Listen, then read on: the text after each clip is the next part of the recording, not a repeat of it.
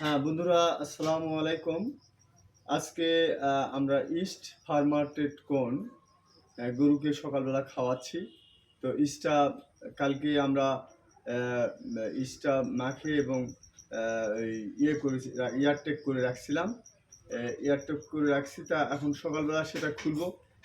কতটুকু ফার্মার্টেড হলো আপনারা একটু লক্ষ্য করুন। তুমি একটু দেখাও এদিকে।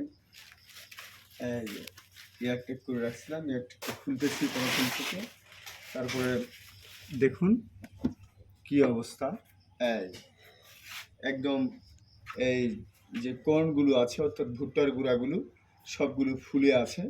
এগুলো খেলে গরুর হজমের কোনো সমস্যা হবে না এবং হজম ভালো হবে।